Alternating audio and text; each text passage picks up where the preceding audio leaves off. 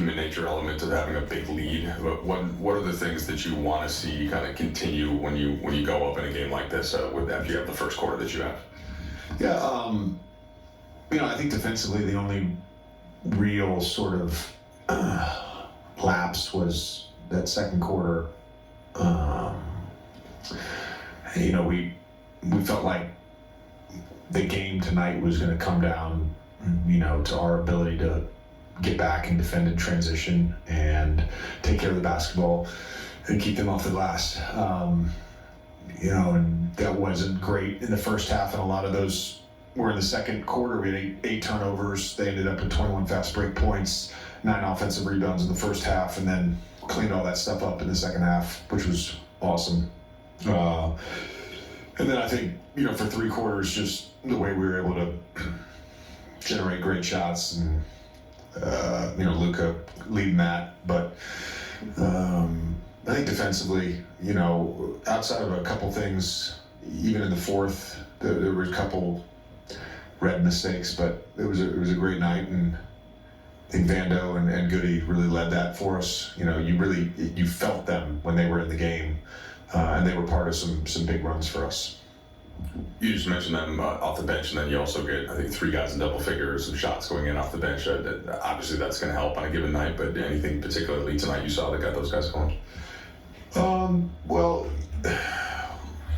with Jokic out, we knew they were going to red everything, and then when that didn't work, we knew they were going to then fire, and had some turnovers out of that. But once you start going to the double teams, if we're able to move the ball and get in the blender and have the proper spacing, we're able to generate some good shots. And I thought Luka was really patient.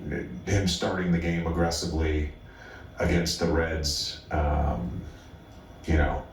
forced them into having to double team him, and then the other guys were beneficiaries of that.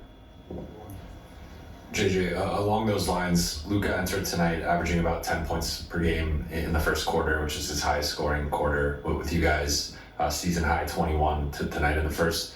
Is there a benefit to him getting going early and just the chain reaction that has with the defense then being forced to double and just that opening up everything else for everyone else? Yeah, I don't know what it was exactly in Dallas, but I know he had a number of big first quarters for them. I remember seeing some stat with last season it was some crazy number of 25-point first quarter. So, this is kind of what he does and has done throughout his career.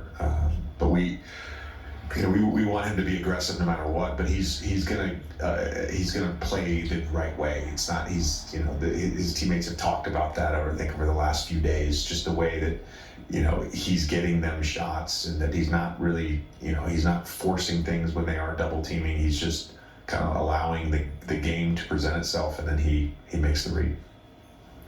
Along the same lines, when he gets going like that, have you seen, the ball's in his hands a lot of the times too, but have you seen a recognition from his teammates in order to kind of keep it going, do what they can to keep that streak going for him?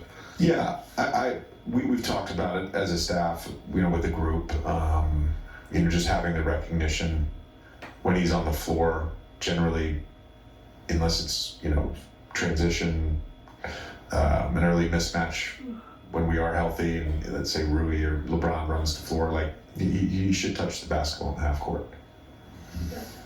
JJ, you've been pretty clear with us that the goal is to make the playoffs, but you guys have been a pretty special team in this building this season. If it comes to a time where going for home court advantage becomes a thing, do you think what your team's been able to do here, does it make it worth something to chase, perhaps? Yeah, we would all love to have home court advantage. It would be nice, and our group has been awesome at home so far. They have, but again, you gotta play the next game, and you gotta win the game in front of you. And then I've just seen it too many times. The basketball gods, start messing around with things.